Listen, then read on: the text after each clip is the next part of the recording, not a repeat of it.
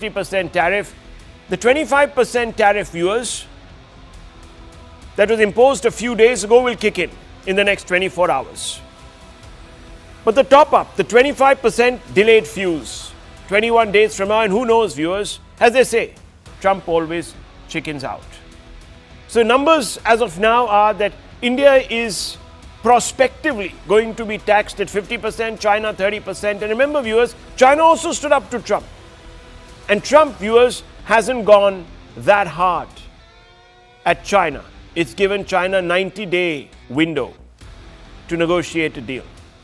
South Korea is at 15, Japan 15, Indonesia 19, Philippines 19%, Vietnam 20%, Bangladesh 20%, Sri Lanka 20%. Viewers, the imposition has come on a day when Prime Minister Narendra Modi is going to be visiting China. How do we know this, viewers? Because the MEA has announced that at the end of the month, the Prime Minister will be visiting China to participate in the SCO deliberations, the Shanghai Cooperation Organization deliberations, viewers. Why? Because, viewers, India wants to keep all its options open.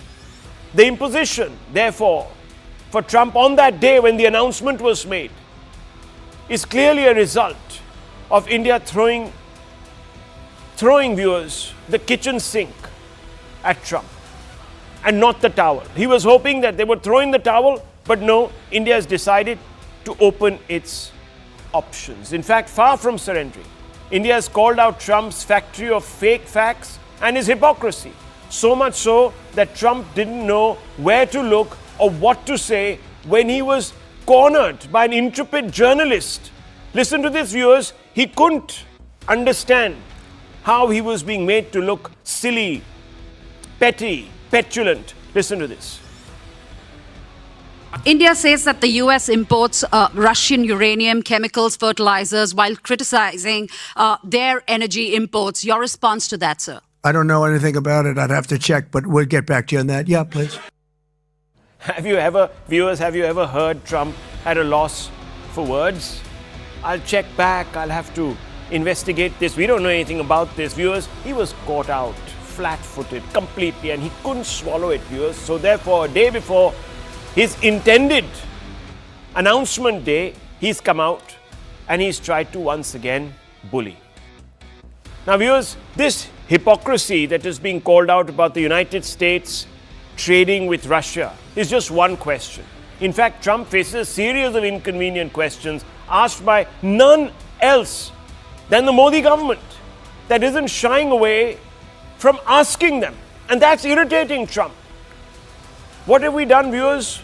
We've shown Trump the mirror. We've said, your pals, the European Union in 2024 had a bilateral trade of euros 67.5 billion in goods with Russia. Why hasn't the US slapped a penalty on the EU? That's the question we're asking. EU had trade in services estimated at euros 17.2 billion in 2023 with Russia. Why hasn't US slapped penalty on European Union? That's the question we're persistently asking. Why single us out? Look at the LNG imports from Russia for the EU. Touched a 16.5 million ton high, viewers, from 15.21 million tons in 2020. Same question. US imports uranium hexafluoride for its nuclear industry, and that's the question that Trump fumbled. He couldn't answer it. The question obviously is US financing Russia's war machine? It accuses India. It's doing exactly the same. Between December 2022 to July 2025, China bought 47% of Russia's crude. Why has Trump given China a 90-day tariff pause? India doesn't buy oil from Russia, viewers, but international traders, they buy, and that too below the mandated G7 price cap. So why is Trump singling out India? Instead of wallowing, India has tersely made it be known that it will take the new tariff in its stride. It is not going to surrender. The MEA has put out a statement, viewers, and the statement is hard-hitting. The statement that the MEA has put out, and we're going to just fire that, says, United States has in recent days targeted India's oil imports from Russia. We have already made clear our position on these issues, including the fact that our imports are based on market factors and done with overall objective of ensuring the energy security of 1.4 billion people of India. It is therefore extremely unfortunate that the US should choose to impose additional tariffs on India for action that several other countries are also taking in their own national interest. We reiterate that these actions are unfair, unjustified, and unreasonable. Most importantly, viewers, India has said we will take all actions necessary to protect our national interest, viewers. We're not like the Japanese, we're not like the EU that threw in the towel, viewers. We're going to take steps. In fact, therefore, it could be asked that was Trump triggered by Prime Minister Narendra Modi, who today let it be known that India has decided to explore all other available options to diplomatically checkmate Trump? The government has confirmed PM Modi's participation, as I told you, in the SCO summit in China. This will be Modi's first visit to China since the 2020 Galwan clash. This marks a strategic shift, viewers, in India's geopolitical calibration. Over the last few days, Russia and China have defended the right of non-West nations to pursue diplomatic autonomy. Kremlin spokesperson came out and said, we believe that sovereign countries must have and do have the right to choose their trade partners. The partners in trade and economic cooperation on their own and independently determine these modes of trade and economic cooperation that suit the interests of a country in question, unquote. China has also backed India. China condemns the use of tariffs as coercion following US threats. The Chinese Foreign Ministry stresses tariffs serve no one's interest. In fact, they don't, viewers. Trump might be trying to play blind man's bluff with us, but viewers, he's actually punishing consumers back home. Every year, the US taxpayer, the US average household, will be paying $2,400 more per year, viewers, for this tariff tyranny. Now, by engaging with adversaries and allies alike from Moscow to Beijing, New Delhi is signaling that it won't be boxed in by Washington's pressure play. The SCO platform offers India a stage to assert its strategic autonomy, build multipolar leverage, and deliver a subtle but unmistakable message to Trump that India chooses interests, not camps. All this prompts questions. And let's open this up. And I want to begin with some of our experts today. It's an important, critical day, and I want to begin with Mr. Harsh Madhusudan, who joins us. Harsh Madhusudan, first, let's for a moment suspend belief and say these taxes, this tariff, etc., and the penalty is going to hit from tomorrow. Let's assume, obviously, that's a game fraught with implications because the stock market will react if I say so, but we all know we are suspending belief to basically game theory this. What is the likely impact of this tariff? And why do you think it's kicking in 21 days from now and not exactly on the day Trump said, I'm going to bring it down on India, bring it all to bear upon India? Why has he given us this 21-day window? And do you think this window is flexible? Could it be extended? So I think, Rahul, thank you for having me. I think a lot of estimates show that the baseline 25%, which is already coming into application, I think tomorrow or day after, is going to shave off about 20 bips of India's GDP, so 0.2%. So one can roughly extrapolate, it's about double for a 50% ad valorem. Of course, our bilateral goods surplus with the US is about $40 billion. It's another matter that when you add the overall services trade, the trade is much more balanced. Now, why is it applicable, the extra 25% 3 weeks from now and not today? Because obviously Trump is trying to bully us. He's trying to arm twist us. He's trying to force us to not buy Russian oil. And I think he's also trying to give some time for the deadline, quote unquote, he's given Vladimir Putin for a Russia-Ukraine ceasefire to play out. So I think there is already pressure from within his party and government. For example, Nikki Haley said, you are going to end up having more tariffs on India than China. I mean, India may not be a treaty ally, it's been a friend. And China actually imports more from Russia, not to mention EU and US, as our MEA said. But just very quickly, the big picture, Rahul, here is, as you rightly mentioned, we are not EU, we are not Japan. That's what you began your preface with. I suspect the problem is we thought we are becoming a pole without having to pay up for it. So our defense budget, our industrial policy, our technology policy was not one of being an independent pole on its own. We were trying to free ride and have the best of both worlds. And currently, in the short term, we are in a situation where we are having the worst of both worlds. I'll simply conclude my opening remarks by saying, nonetheless, from the long term, I've never been more constructive and bullish on the India story than today, because there is nothing like a tight metaphorical slap on the Indian policymaker to get their work in action.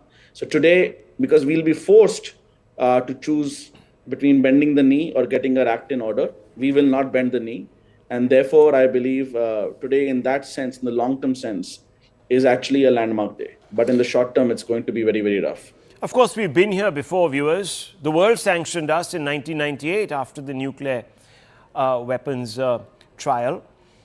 And look at the momentum we added post that. So we have some experience. Yes, it's a good kick in the shins, metaphorically, Harsh Madhusudan. Perhaps we'll pull up our socks further so that we don't get kicked again and we develop our own. But I just want to ask you on that point, because, you know, there is a school of thought here in India that Modi hasn't played this entire game right, that he could have done a lot more, that we needn't have come to this pass. Trump could have gone away feeling a little better. We should have opened up this sector by this much. Yeah. You might be seeing all that commentary. Do you think Modi slipped up somewhere, or is this is this wishful thinking? This is actually not policy but politics talking. I think mostly it's wishful thinking. I'm not saying that the MEA or the PMO could not have done some things a bit different, but it's a bit like victim blaming. I mean, the honest reality is that what Donald Trump wanted, we could not give. For example, if he had just stopped at saying that, he called up Pakistan and there was a ceasefire, I mean, we could have used the semantics of facilitating versus mediating. But the moment he mentioned trade as a carrot and stick, it was impossible for any Indian government in power to accept that. More importantly, it's not true because, there was a ceasefire. There is no trade deal. So by its very definition, it's tautologically wrong. So it's, I think he is pissed that we are not bending the knee, as you mentioned about Japan, EU, UK, etc. And I don't think, by and large, there is anything any Indian government could have done. We are just large enough to be proud and independent, but not large enough to be able to hit back immediately like China has. And that's just an awkward growth pang phase that we are in right now. Well, viewers, let's open this up. Dr. Ranganathan is here with us. We also have Brahma Chileni. Let me bring these two gentlemen in. Dr. Ranganathan, this happens also coincidentally on a day. It actually happened a day too early. We were expecting this to all happen tomorrow. That's the timeline that Trump also sort of set for us. But it happened on a day coincidentally when India let it be known that the Prime Minister was going to attend the SCO. And you've already been seeing moves in the background. Doval is actually in Moscow. Witkoff, Trump's own special representative on the Ukraine war, is also meeting Putin, met Putin actually. Talks are going on. Everything is sort of happening in the shadows. So I want to ask you, look, I know that there will be many people who will say, "Arey, America ne thoda bahut kuch keh diya, so you've gone running to China without actually solving all the other issues, this, that, the other. Now you're sitting opportunistically in the lap of China and Russia, and basically your foreign policy is no policy, it is just politics." Now, I want to ask you this question. Can India balance strategic autonomy without appearing opportunistic? I mean, if Trump can talk to both China and Taiwan, can trade with both, I mean, I don't see why somebody should say that we don't have a foreign policy just because we happen to also exercise another lever, especially in Beijing. Good evening, Rahul. No, you're absolutely right. And good evening to my fellow panelists. I, of course, speak here as a layman. There are enough experts out here on the panel, and Harsh has elucidated some points brilliantly. Look, as far as I am concerned, trusting Trump or indeed Americans is like trusting Dracula to restrain himself at a blood donation camp. Hypocrisy runs not only in their veins, but also pipelines. Even as the EU continues to buy 3 million tons of Russian iron and nickel, 18 million tons of Russian LNG and 8 million tons of Russian oil. The USA continues to buy 3.5 million tons of Russian fertilizers, 435 tons of Russian uranium, and 1.1 million tons of Russian oil refined by India.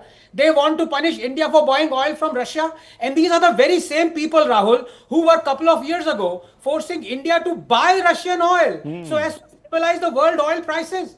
Then they didn't care about people being killed in Ukraine because they wanted to stabilize oil prices for themselves. And as for those Western hypocrites who were there on your show yesterday night, I saw we are only buying a fraction of the Russian oil of what India is. Well, this is again to Bill Gates saying, I only went to the Epstein Island twice, whereas Bill Clinton went 20 times. Look, India has saved 2.21 lakh crores or $26.35 billion in the last 3 years through buying Russian oil instead of Saudi oil. Had it not, our inflation would have increased cumulatively by 1.47% over what it has been last 3 years. Let Trump write us a check for $26 billion and we'll stop buying Russian oil. As I said, the hypocrisy is astonishing. Point number two, how do we deal with Trump? Well, how do you deal with a bully?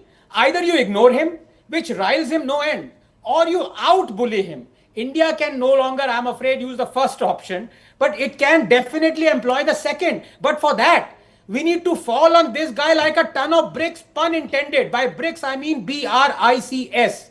All of whose constituent nations have been riled and antagonized by Trump. In fact, Brazil has suggested we move away from dollar completely. I like the fact that Prime Minister Modi is visiting China and Ajit Doval right now is in Russia. A message needs to be given and soon. This is the problem with Trump. Sooner or later, he will get found out. He'll get found out and he might chicken out. Taco, taco, taco. Okay, let's just open this up. Professor Chileni is here with us. He'll add some of the strategic muscle to this debate. Professor Chileni, look, let's look at things objectively. Now, Prime Minister Modi, in order to use and borrow the very eloquent Dr. Ranganathan's phrase, to fall like a ton of bricks on Trump, has gone and decided that he's going to visit China post-Galwan. Now, is this risky optics post-Galwan, or do you believe that this is some sort of a geopolitical outflanking maneuver that was needed, especially because it signals a message that we will remain strategically autonomous, Mr. Trump. You can push us to the wall, but we're not going to fall in line. What is your view? Modi's China visit has little to do with U.S. India tensions because it was known long time ago that Modi will be visiting Tianjin for the SCO summit. The dates of the SCO summit were fixed long ago. It was known that Modi is also seeking a meeting on the sidelines of the SCO summit with Xi Jinping. So it has nothing to do with what Trump has done in recent days. Trump is clearly playing hardball with India, a tactic he has frequently employed to gain negotiating leverage. This is apparent from his executive order today. The order appears more about his unreasonable trade demands than just about Indian purchases of Russian oil. Now look at his order. It targets India ostensibly over its Russian oil purchases. He has made India the first victim of his secondary sanctions. But the order is telling for two reasons. It only mentions Russian oil. It doesn't talk about Russian energy products or Russian gas. It only talks about Russian oil. This is to ignore the EU's massive amounts of Russian natural gas, including LNG and pipe gas. And also it makes no mention of the biggest importer of Russian oil, China. Turkey, which is a NATO member, is also a big buyer of Russian oil. Therefore, it's not so much about India's purchases of Russian oil.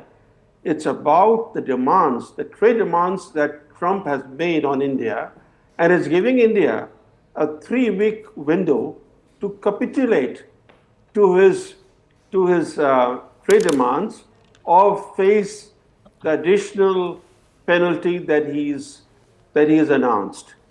Now, the options for India are clearly, India is in a fix basically because India is traditionally a risk-averse nation.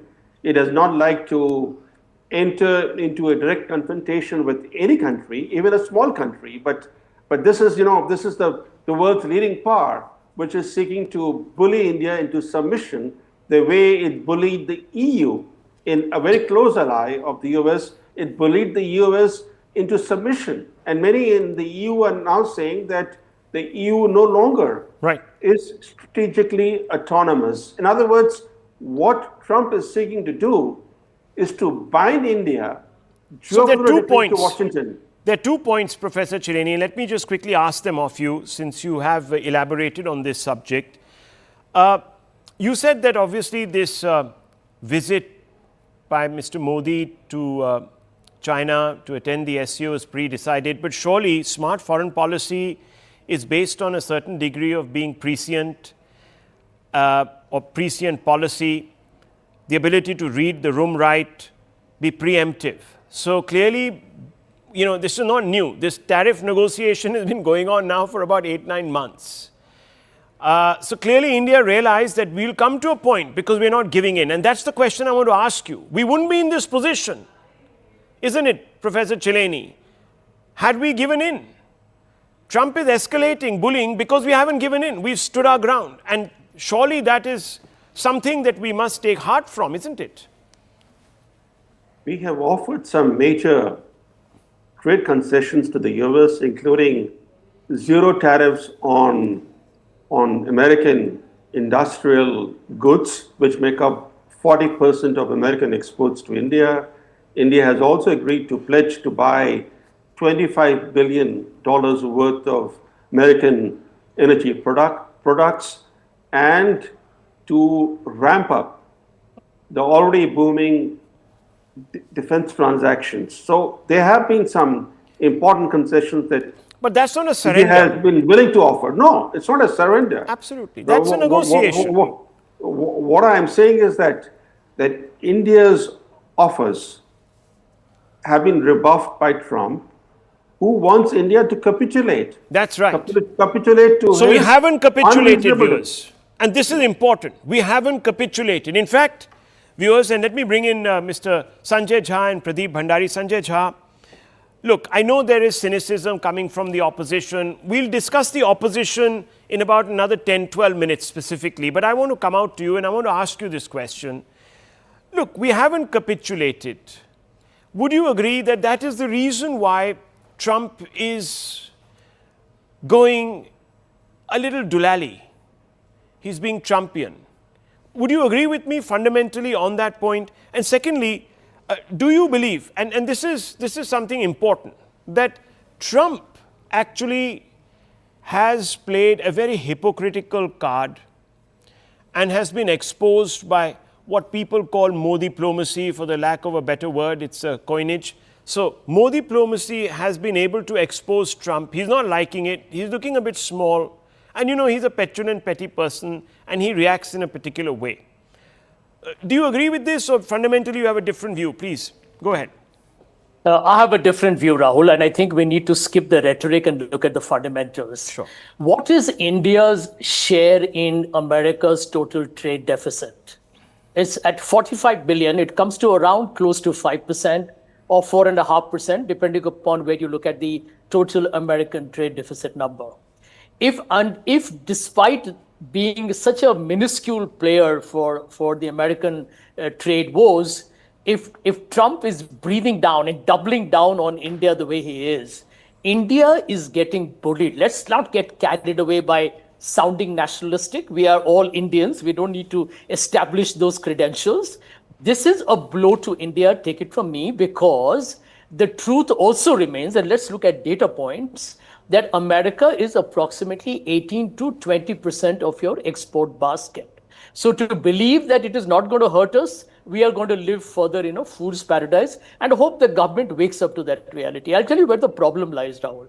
The problem lies, I think we have basically capitulated long before the tariff whole negotiation began. And I'm not even talking about the military ceasefire. And I'm not making a political point either. Go back to the point when this government of Mr. Modi, both term 1, term 2, and whatever term 3, they have looked over enthusiastic, literally willing to serenade, subjugate itself, become subservient to the larger whims and capricious demands of American politics. I can give you many examples. One of them is absolutely unmistakable, and I say so as someone who follows foreign policy closely. Maybe Dr. Chirani can add to that.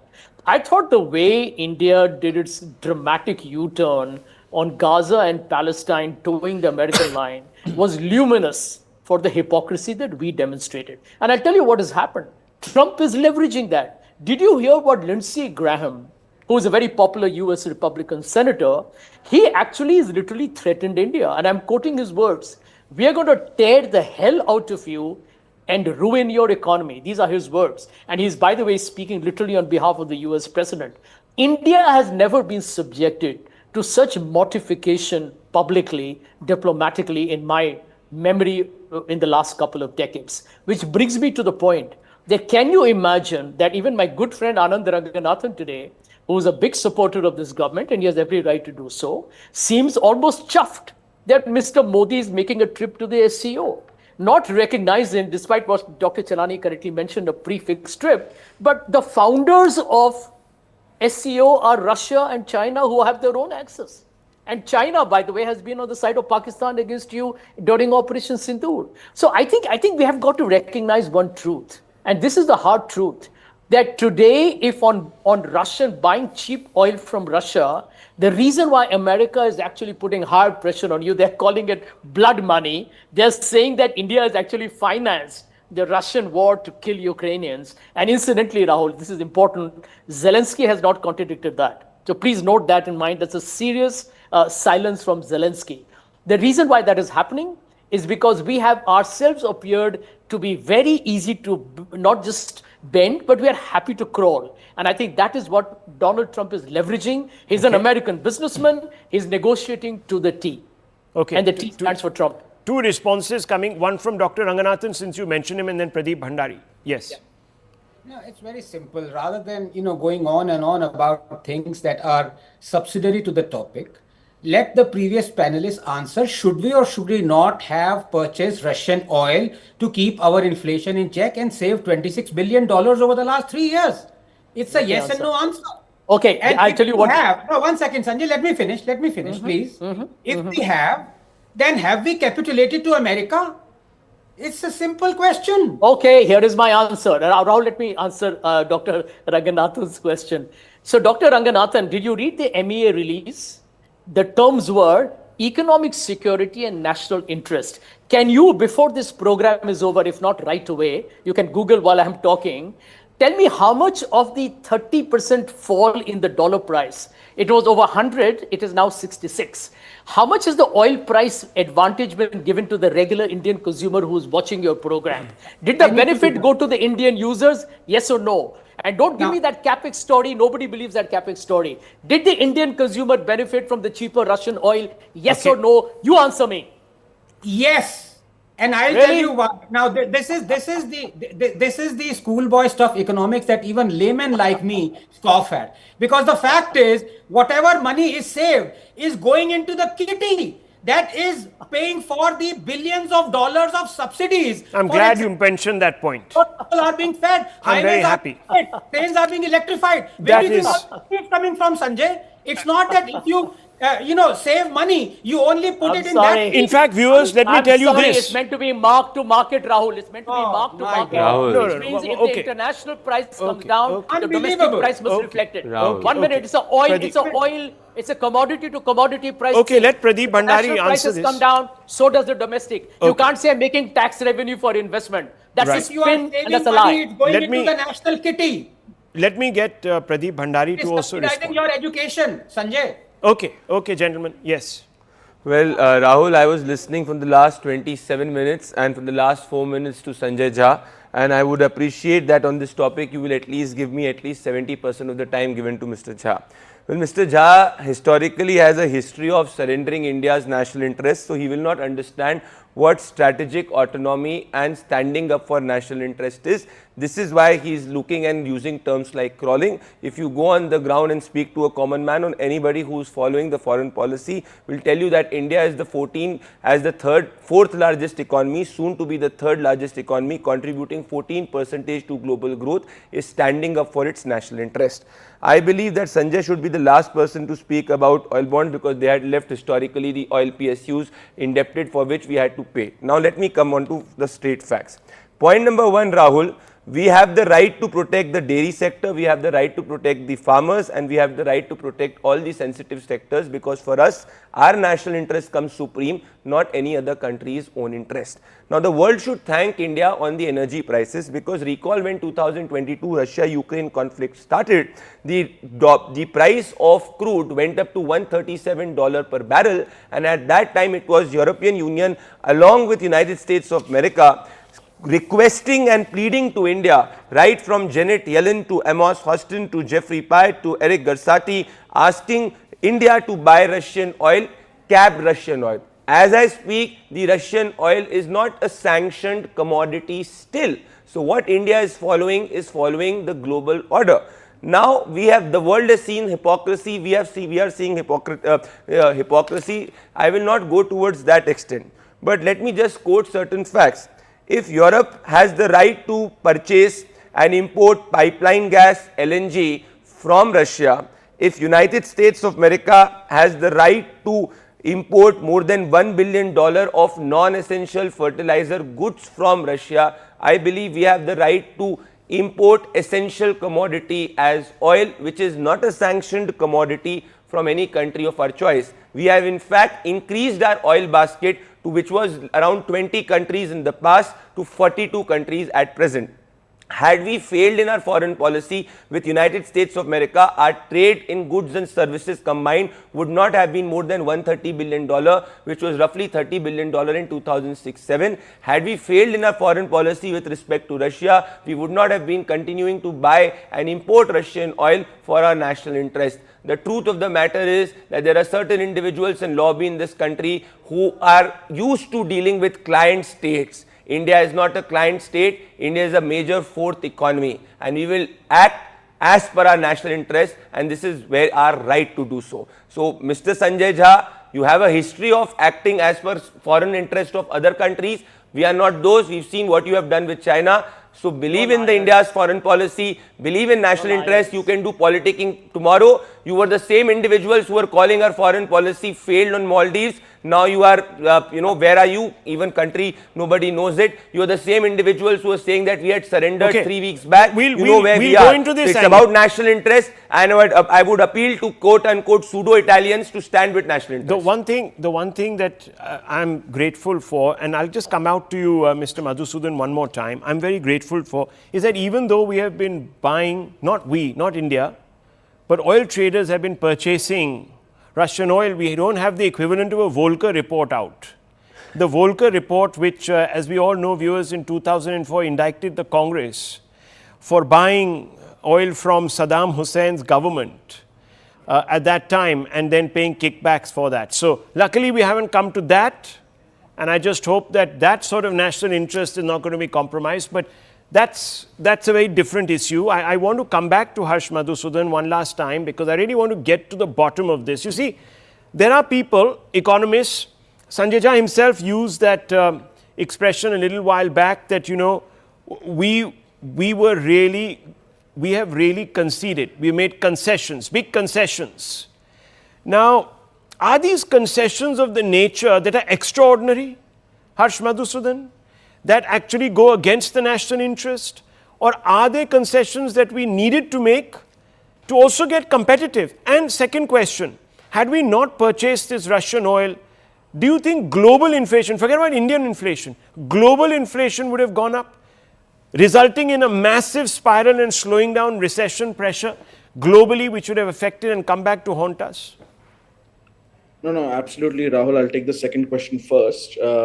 If Russian crude goes offline, so around of the 100 million barrels per day that the world produces and consumes, I think Russia is around 8 or 9 million barrels per day. And the oil price is very sensitive to smallest shifts in supply and demand. You would see global prices go up to $200. So, as you rightly mentioned, as Pradeep also mentioned earlier, the US actually wanted us to buy oil from Russia below a certain price cap, which is X insurance, X shipping, so that the global price clears at a roughly even price. Now, the problem is the US itself has an extremely large shale industry whose break-even point is no longer around $40 or $50, it's around $70. So Donald Trump came to power saying, drill, baby, drill, but he actually does not want oil prices to fall that much. And obviously, OPEC has been increasing supply every last few months. Mohammed bin Salman is sick and tired of other countries cheating on their supply quotas. And the US actually is just finding a villain, a convenient villain in India, because actually $55 to $60 WTI or Brent does not suit US interests. Since it can't take on China immediately, India just becomes a convenient villain. Now, on the first question you mentioned, see, in any trade negotiation, you give and take. So I would not say by any stretch of the imagination that we have surrendered. However, I will say this one thing that we've not put on so far on the table is the almost complete universal carte blanche we've given to US big tech. That on that point, we were a bit too eager.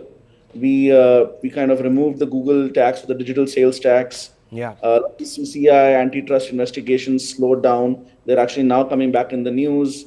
A lot of the Android app payment systems were an issue.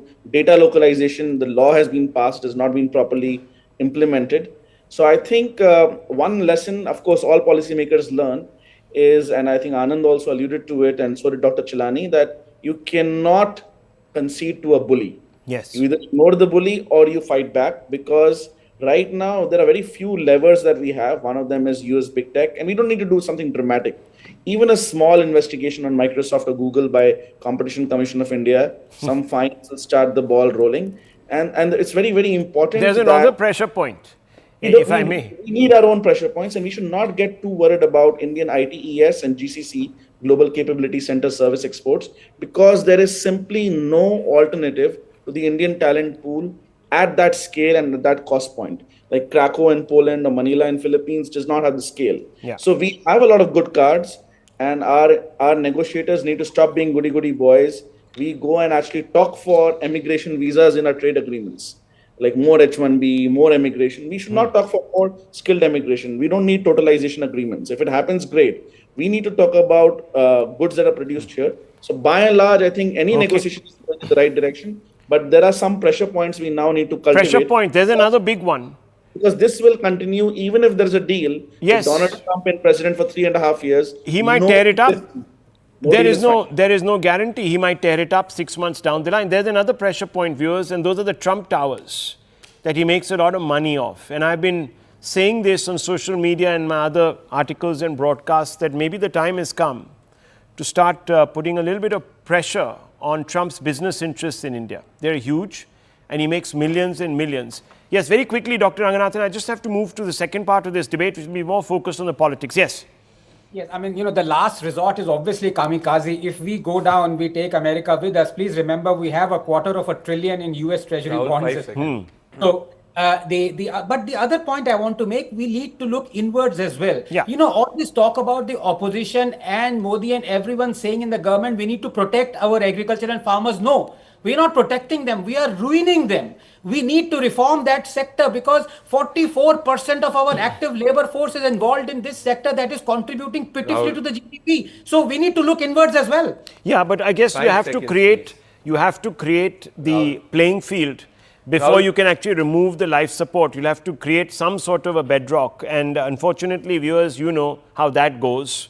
We were so backing the 3 farm laws, and look what happened. Who came out onto the streets, viewers? The upholders of the public interest, the Congress party, the AAP, and all of these other parties. They are the ones, viewers, who talk about the public interest, the national interest. They are the ones who oppose the farm laws. And then, of course, the government capitulated. Very wrong. I thought it was very, very wrong. Rahul, we believe in fair trade, not forced trade. Okay. Fair trade, not forced trade. Viewers, Bharat, I have to be very honest, is fighting a battle on 2 fronts. One on the outside against Trump's coercive tariff diplomacy, and the other within thanks to an opposition that uses bluster and bad faith to undermine the national interest. And I am not saying this, the Supreme Court itself has said so a few days ago. In 24 hours, viewers, or thereabouts, Trump's first level, 25% of that much touted tariff will kick in. The other installment, the other 25%, will kick in 21 days. Why? Because India is being penalized for financing Russia's war machine by purchasing Russian oil.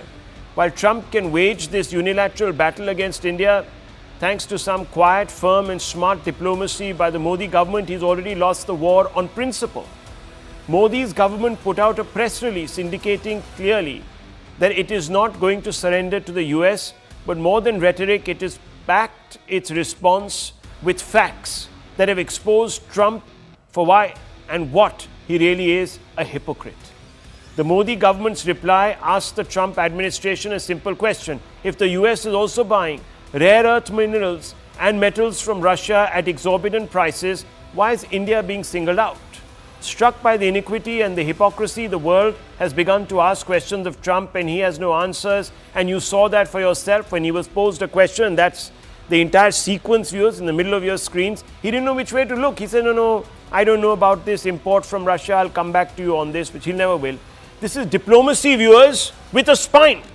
Instead of backing the Modi government for refusing to toe the line like Japan and the EU have done, the opposition is mocking the Prime Minister. Now we all know that the opposition's job is to question the government. But you'll agree that the questions it asks also matter. Will the questions further the national interest? Will the questions that Rahul Gandhi is asking further the national interest? Or will they undermine India's voice at a critical juncture in the battle against Trumpian hegemony? Decide after you hear what Rahul Gandhi has said in the context of the Prime Minister today, viewers. He said, India, please understand, the reason Prime Minister Modi cannot stand up to President Trump despite his repeated threats is the ongoing US investigation into Adani. One threat is to expose the financial links between Modi, AA, which is Adani, and Russian oil deals. Modi's hands are tied. Rahul Gandhi also tweeted on Trump raising tariffs. Trump's 50% tariff is economic blackmail, he says, an attempt to bully India into an unfair trade deal. PM Modi better not let his weakness override the interests of the Indian people, unquote. This is, of course, not the first time. A few days ago, the Supreme Court questioned the Gandhi dynast's patriotism itself. Now, I may agree with it or not agree with it, but those are the facts, viewers. So here are some questions tonight. Is Rahul Gandhi weakening India's diplomatic hand or simply weaponizing foreign policy for domestic politics? And I'm going to ask that question straight of Sanjay Jha this evening. Mr. Jha, you heard the question, I hope.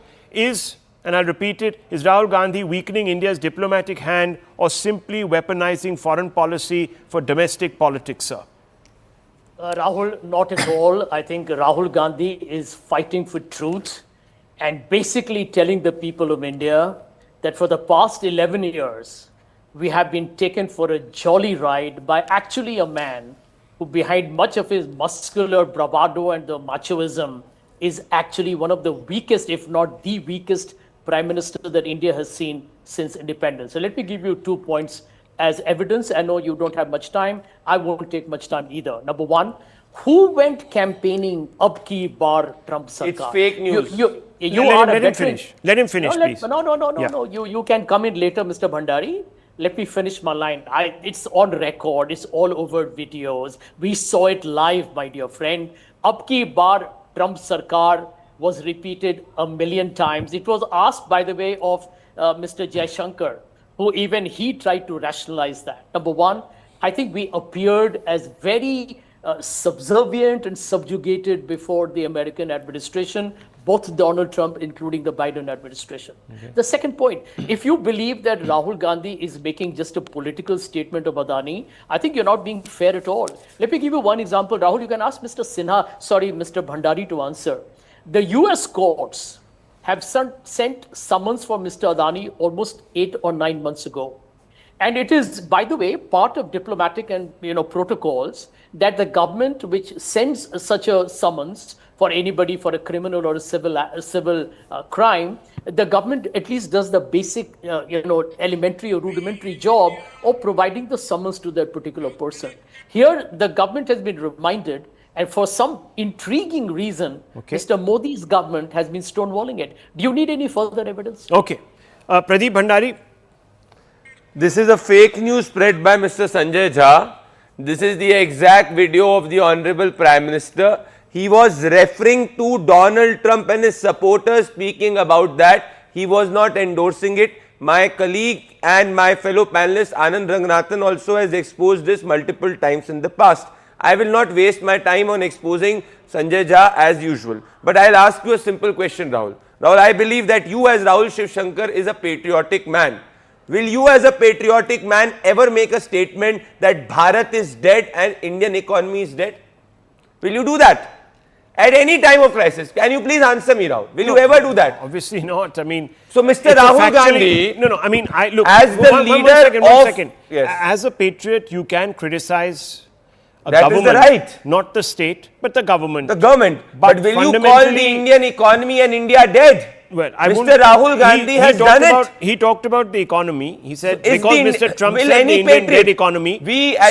So hang on, just a minute. If the facts add up, you can obviously make that can clear the fastest growing economy in the world be a dead economy? That is true. It's not dead. You have to, do you recall the time when these communists had well, that's why I asked the question. Has Rahul Gandhi weaponized foreign policy for domestic politics? That's the question I asked. He is the poster boy of anti-nationals. This is what he historically does. He signs secret MOUs with Chinese. He goes ahead and becomes poster boys of Pakistan. He's at the headline of Dawn newspaper in Pakistan. He's endorsed by Hafiz Saeed, a terrorist. He's endorsed by Pannu, a terrorist. He completely calls 2611 a terror act as RSS ki sajish. A man who gives clean chit or to terrorists, a man whose mother sheds tear for an Indian Mujahideen terrorist, I cannot expect anything better. But I was expecting today Sanjay Jha to have his conscience in place and say that enough of defending the indefensible Rahul Gandhi and call a spade and say that Rahul is a true anti-national. If he would have done it, I would have given two applauses to Sanjay Jha, but I understand he will not do it because historically Congress party has been founded by A.O. Hume, a Britisher, and today Christian Michel, he has admitted that there was corruption involved in the in the VVIP chopper Augusta Western in Italy. Okay. So my simple charge is Rahul today, not you, Rahul Gandhi today is the poster boy of anti-nationals. Okay, so you're saying he's weaponizing foreign policy. Let me bring in Dr. Sumansi Raman and Dr. Ranganathan. Okay. Democratic deficit in this country. At a moment, Dr. Raman, it's a straight question. At a moment demanding strategic unity, is the Congress stoking political dissonance? Is Rahul Gandhi doing exactly that? Is he weakening India's voice when it is in obviously a tight spot in negotiations with Trump? Okay. Yes, sir. Okay. Before that, Rahul, I can't resist one little jibe. Mr. Bhandari in the previous debate said, you should have said, we also are very familiar with horse trade. I'm sorry, I couldn't resist that. But anyway, coming back to the point, I think Mr. Rahul Gandhi has sort of learned from his mistakes. Do not take out your frustration on the panel. He's learned. One minute. He's learned from his mistakes from last week, where the statement on India being a dead economy was an absolutely absurd statement to make. Today's statement is much more nuanced. He is taking on President Trump. He is saying that he is wrong in what he is doing. He is saying it's unacceptable. And at the same time, making out the distinction, saying that the Prime Minister should not succumb to any kind of political pressure. This is the kind of a response which should have come last week. I think he botched it up big time last week. I think most of us called him out on that. But now I think this statement is much more sensible. Okay, much more sensible. So he's not playing a negative hand at a sensitive time. Okay, he's not. That's what Dr. Raman is saying. Dr. Ranganathan, how do you respond to that? He's calling it economic blackmail. Political dissonance at this time is okay. The timing doesn't matter. Rahul, very quickly, 3 points. This is for the 4th time officially I am debunking the fake news that Prime Minister Modi said that ab ki baar Trump Sarkar. This is the official White House remarks. And here let me quote verbatim the Prime Minister. The words of candidate Trump, "Ab ki baar Trump Sarkar," rang loud and clear. And his celebration of Diwali in the White House lit up millions of faces with joy and application, unquote. So please don't spread fake news. Number two, Pradeep, my good friend, asked a very pertinent question.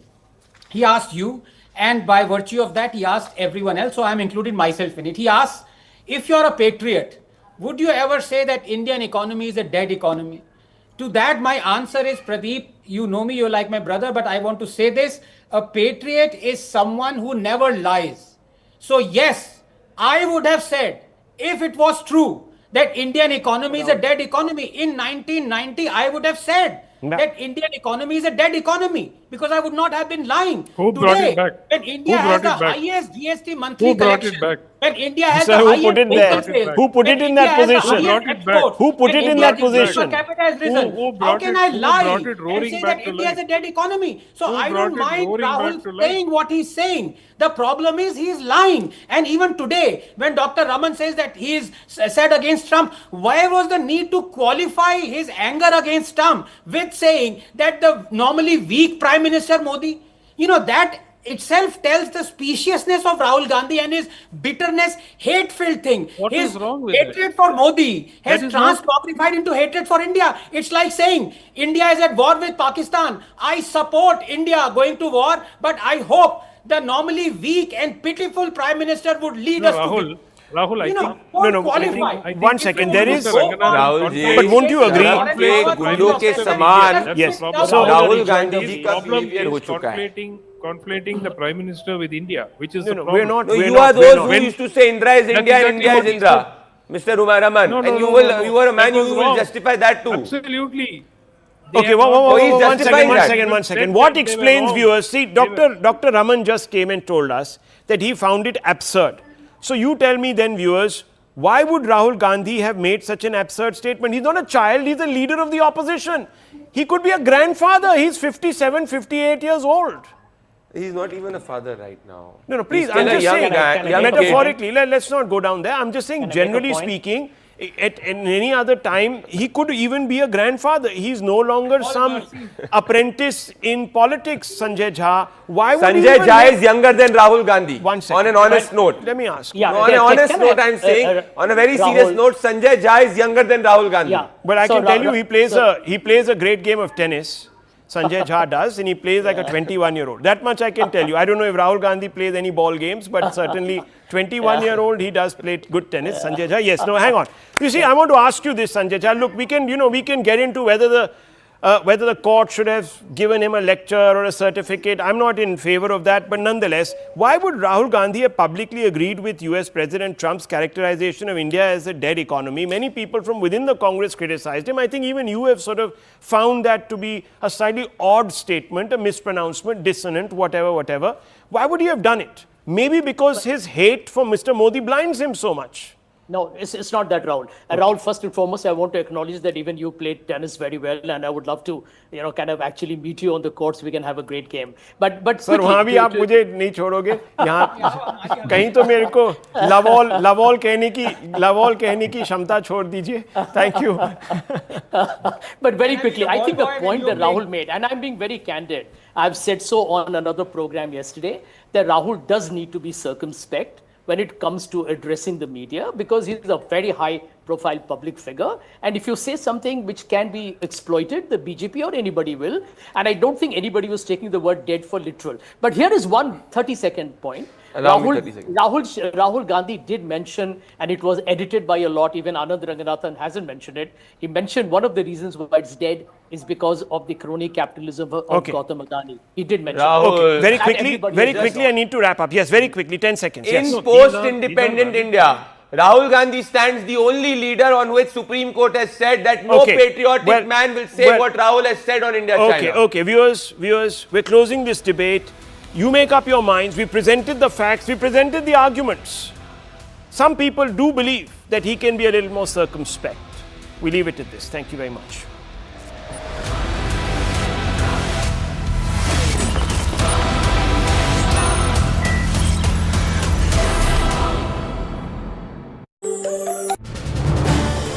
This is News 18 Network.